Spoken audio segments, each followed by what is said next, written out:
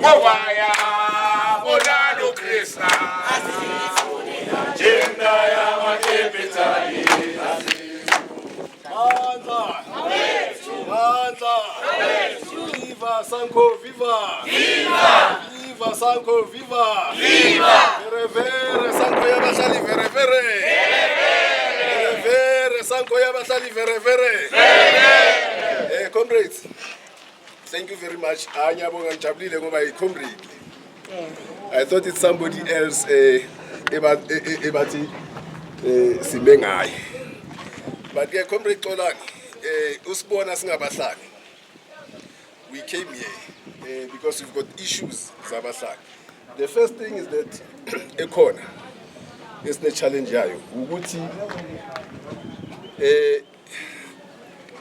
Infrastructure, especially the Skontiri Sikhoto Street, Simoshega because of the product in Kumala. And we don't know Uguti Abasa or whoever residents of Grenica, how do they act, because we've got all of us have got a civic responsibility of protecting infrastructure. But nonetheless, that is not the only issue. There are many issues here. SSY pick up. One, cinema list of NPOs that are on the streets, but operate in my bedroom, in my garage, in my dining room. They don't have access of streets. And this center is a center, of course, that must assist in that regard. Now, we don't know, but we have picked up multiple offices. Office. They are not doing anything. And Gunama offices are locked up. And the most critical issue with the Abantu here are doing business, Gunama security training, Gunama funeral parlor and all of that. Those are PTYs and all of and therefore the center itself, as residents of the center, the center is not appealing, it's not in a proper state, it's not exciting. We thought Utabantu Mabalana, because we can't be saying government when Tina Sislila well, government has a responsibility of Kunduchani, not fixing infrastructure, but while we are here also ourselves, we can't take and go. There must be that responsibility as civility. At least there's something that we are doing. And the Gunama tractor, we went to the back, Gunama tractor, Gunani, we don't understand. So those issues, we thought Tina, you assist us. I'm happy, that's why I'm saying I'm able to corner, because we want to know we are here, we are not fighting, we want to get an audit or a report as to who is who here. And therefore, SARS, how do we take up that issue with the municipality for them to correct it? Because even municipal officials, we know they are corrupt. They pursue their interest and all of that. For the longest time, we don't see results. We have seen the last time they were plugging it, but there's nothing happening. So we want to put pressure in that regard with the center, because at the center, to do the creation and all of that. When the auditorium started like this,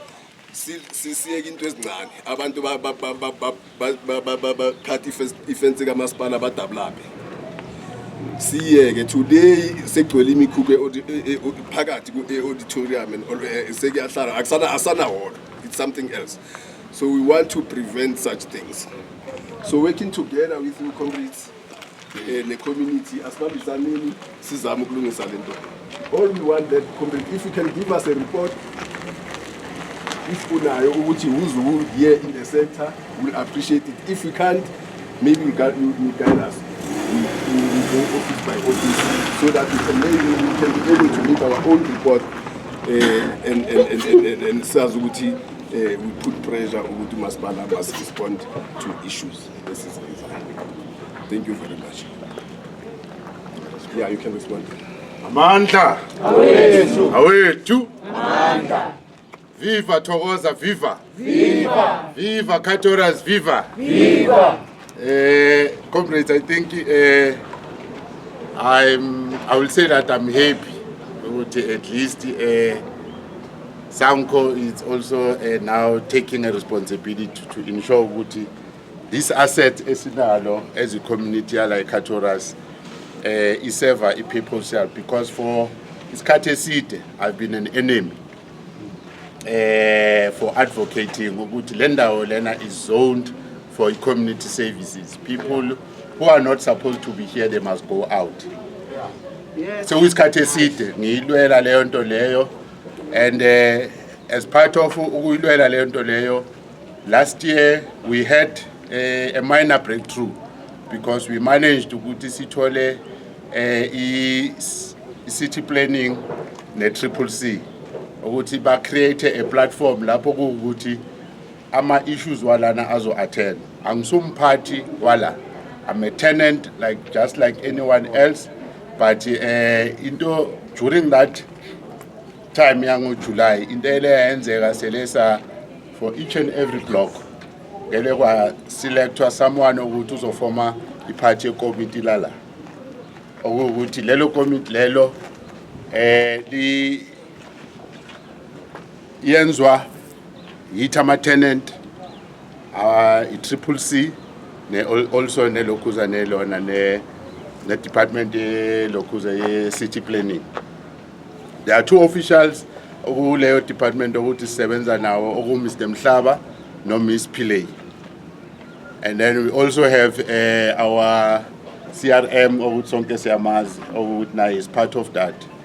So what has happened, they have requested us ukuthi senze sort of an audit ukuthi who occupies what la esend, and indlela esiyele sayenza ngayo selesa requesta a company or an organization registration document, sa requesta a tax clearance, sa requesta ne profile. Not all the companies were able to comply kule nto leyo, but however selesa tata that information, we then compare it net database ukuthi umasipala bekana, and the into eselesa I discover lapho ukuthi ioffice ebelibhaliswe ngenews sel occupywa ibhubesi, sekube no change of ownership, and the change of ownership mayenzeka kusuke ku shake of hands between inyosi nebhubesi without a municipality. It only comes to attention a municipality if mangabe inyosi nebhubesi somewhere sebayaxabana, ilapho khani izofikelela khona kumasipala. So uCRM iprocess ukuthi uyele way undertaker after say realize leyo nto leyo ukuthi all PTY companies, they must vacate this send ama tractor la ukuthi inkokheli ikhuluma ngawo ukuthi iwagcwalise, ngiyabona nje le unpleasant esinayo la imbobo lezi everywhere, yiwo lawo ma tractor siyamazi sonke comrade lethu park uye for a while for singaya manje eofisini ukuthi bayal occupy i-toilet next to it, siyobheka lapha nama conditions akhona, and unfortunately ba protectwe yithi thina comrades, we are the ones who are protecting them because dala i-raiswa i-issue yabo to an extent ukuthi uyele watholelwa nomhlaba wazanyela ukuthi athole aniwoshethelwe even that side, but still uthe ngoDecember kuzoba promise, but akusuye kuphela baningi abantu ukuthi uyikhulumile uCRM ukuthi they should be served ama notice, and lawo bantu abafanele baphume so that this database nayo izokhona ukuthi updateke kahle according to ama needs wa specific organizations. Mina kuyimi, we are running a youth development organization okuthi in 18 years iloku operator la. It has moved to a situation ukuthi it has been recognized by Umalusi as a private institution offer post-matric services. But we are struggling with the Department of Higher Education to get that accreditation because of this. Akusindawo ukuthi ingaba iba suitable for ukuthi ungafundisa umntwana, where else anyone angadumisa grinder whenever afuna, angadumisa i-truck yakhe whenever afuna. And to be honest, comrades, ukuluza kwethu this ward, it's what has cost this street. Le strata lesi it was declared, it was blacklisted, ya issue i-budget yakhona, ya issue kuma comrade we PA bewasebenzisa ama ingolovane ukufaka isikunteri la besibabukela, bebasebenzisa ingolovane bafaka ikunteri la, equality yakhona it was poor. And later we are now told ukuthi no, there's a septic tank somewhere ukuthi yalika ukuthi yiyo eletha i-acid that side. We don't know. Angisi plumber ngazi nokuthi kuphi. Last time I was told ukuthi septic tank is this side, ayina pump ukuthi yiyo ekufanele ngoba i-septic tank iphansi, i-main sewer system iphezulu, so kune pump ekufanele always ipampa isuka ukuthi ingene ku-main system. So those are the challenges esinawo, and umasipala akakakhoni ukuthi angaservisela le ndawo le ngenxa yokuthi uthi aka-generate any revenue la Greenland, which is understandable. And as tenants, we've made it clear that Tina, we are willing to pay services.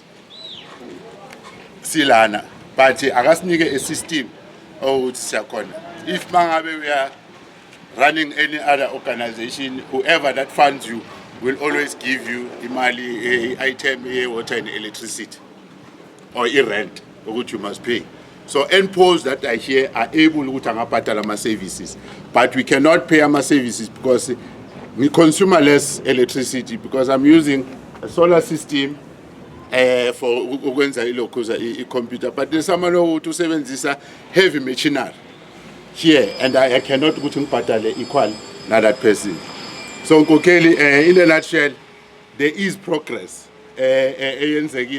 And they are very, very slow to an extent ukuthi njoba kuqala isango, I'm sure ukuthi next week kuzobe kuyi EFF, then the following week kuzoba MK. I just hope ukuthi this is not just an electioneering stunt, but it's something ukuthi genuine for the future. As I'm talking to you, we are having more than 150 young people who are stranded.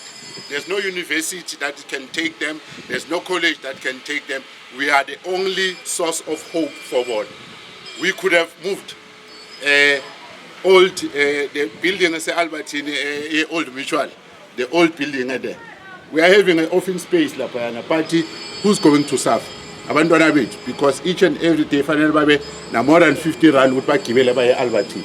We can move as it was a progressive. Some people they'll go around and say, but hey, office, there's no day la offices are occupied him.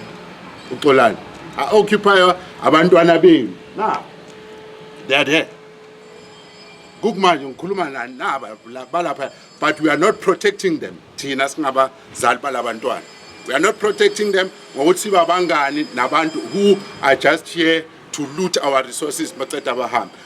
Ngizalelwa abazali ukuthi bakhulelela, they've suffered ukuze iThokoza ibe nale infrastructure enayo today. Thokoza is different from other townships because our parents, they've suffered so much.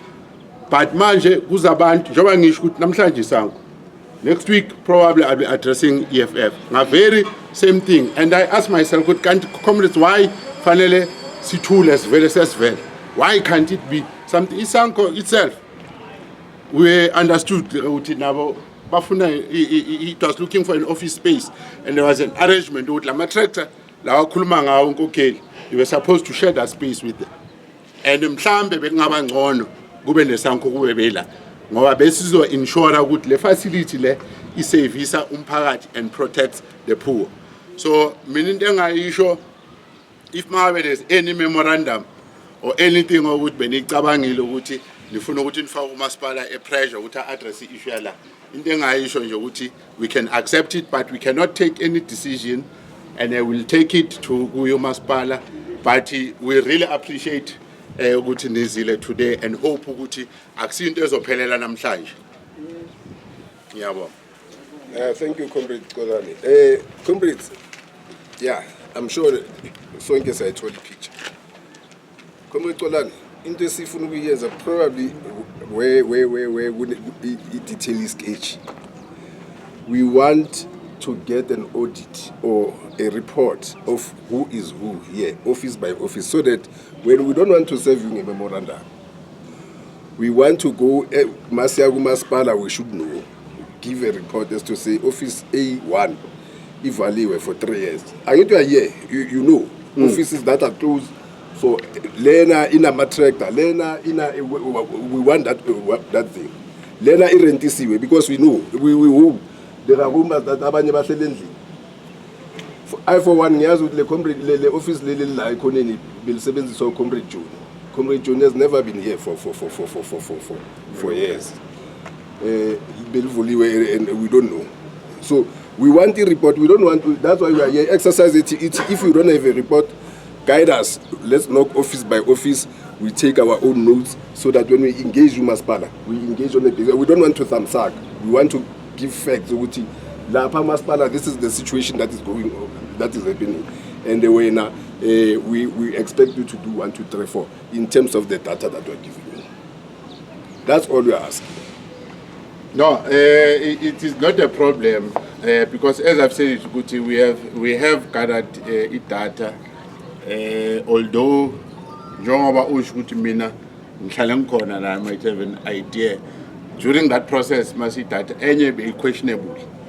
Leyo data leyo. Hence, I think the safest way manje ukuthi if mangabe nina nithi ne capacity to do that, you can do your own audit, at least maybe first hand, because you'll speak on something ukuthi uyelokhuze mina ngingakhuluma ngithi hayi parasol ngapha uku field work, only to find out ukuthi ngibiased to parasol, and then the next one ngithi hayi lona vele una 3 months angezi la.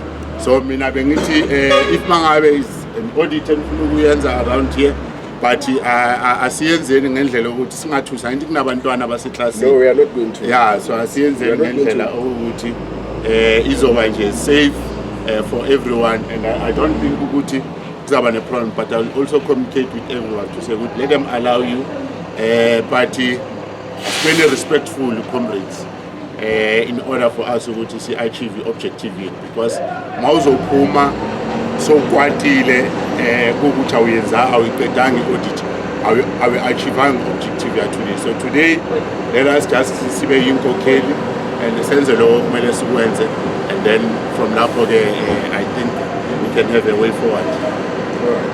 All right, comrades, clearly we need to make all of us mhlambe sizosala la, and then we'll have 3 of our comrades who come office by office, bayenze leyo report, and they'll come back mabaceda, and then sibone ukusenza. We are not going to all of us go inside, because obviously we'll be disturbing abantu, and like we are saying, khona abantwana abafundayo, and so let's just abanye sasitholela masikhona lawo basizimele lana, and then allow 3 people to do that exercise for us. Ngoba sina 6 mhlawumbe bekungaba yi12 engashare. Yeah, maybe 3. In fact, abanye bathathe, yeah, we'll do that arrangement. Abanye bathathe abanye bathathe. Stumo. Yeah, no, comrades, thank you very much. Comrade Kolani. We are about to make 12, 2 battles a block 1, 2 battles a block 1, 2 battles a block 1, so that it becomes an easy exercise. One comrade, when you get there, you ask you require the name of the organization, the registration. About for registration, it will tell you whether it's an NPO or a PTY or a closed corporation, and therefore what is it that they are doing, and then how long have they been there. Yeah, for, and then who's the contact person also. Yeah, we just those questions, and then Rengole Fati will compile data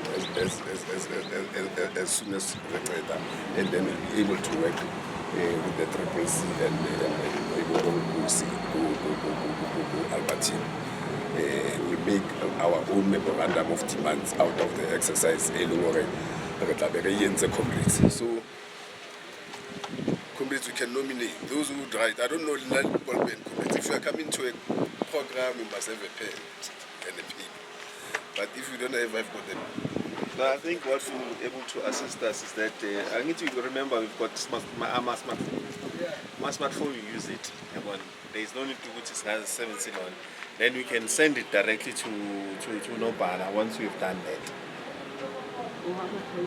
Then that way it's going to be much easier and more flexible. This is open with 7 and straight day. All right. Yeah.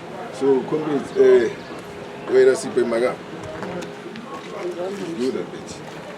Complete. Machia needs it. You want to 12, complete to this, complete to Tempsi, the Zangam. That was a gap. Now it no pee. It's a gap, it's a gap. Or Pijamaza, 2, 4, 6, 7. What's a slave?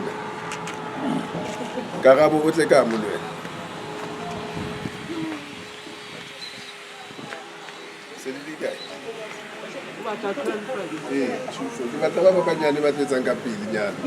What's a complete?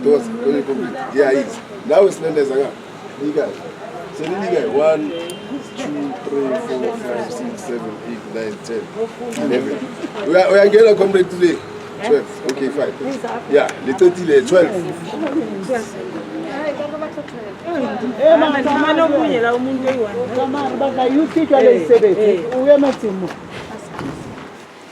You feel a complete brief.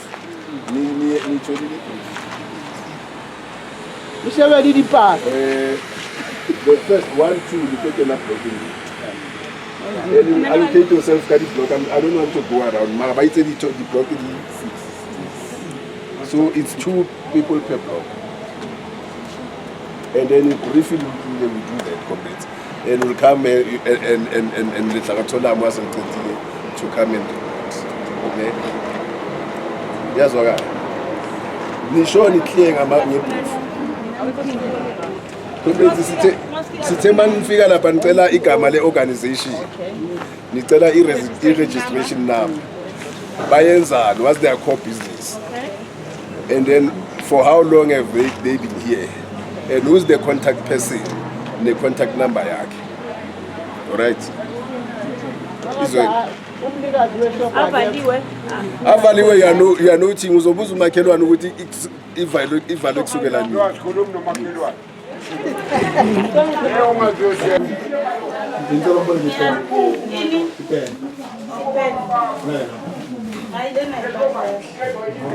Thina mina ngibuhlala uba mashara secretary wase 153 where so we are from the South African National Civic Association. Number the secretary wase 56. Mina the secretary wase 53. Sizelana the reason silana who will end up in sizo auditor. Sazi mnamboba naba basebenzisa le ndawo futhi bayenzani because sizwile ukuthi kunama-ghost occupancy and kunabanye abantu basiphindaphinda ngama-office, kunabanye abantu benza into ezingekho right. So we are here just to make an audit, si-check after lapho si-compile report. We're still here at Thokoza Greenacre where Sanco is doing auditing for the offices that are operating here. So as I promised you, today I'm going to be here. I'm going to be covering and showing you the clips around. This is Thokoza Greenacre. These are some of the businesses that are here. Okay, this is SNMQ Trading and Project Internet Cafe Services, as you can see. Okay.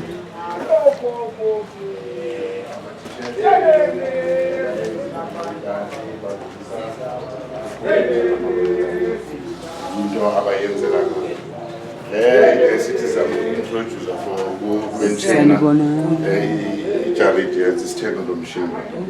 So it's in bonus and your own cow. Askatakata. Yeah. Hayi leyo zingale njengoba ngisho ukuthi akusi admin block.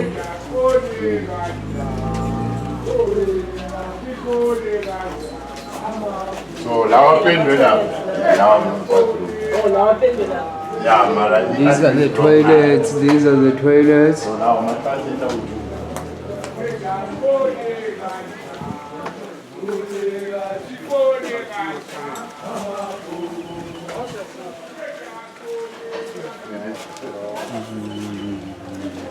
And then njengoba wena Sanibonani, sanibonani. Yebo.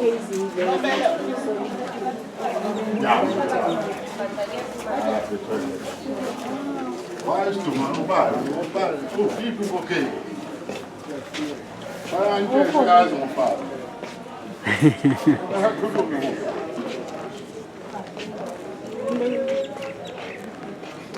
These are some of the organizations that are operating here at Chogoza Greenacre.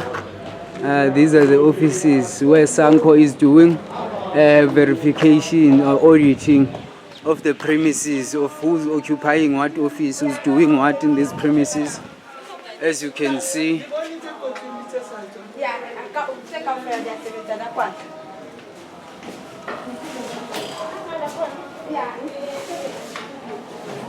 sanibonani.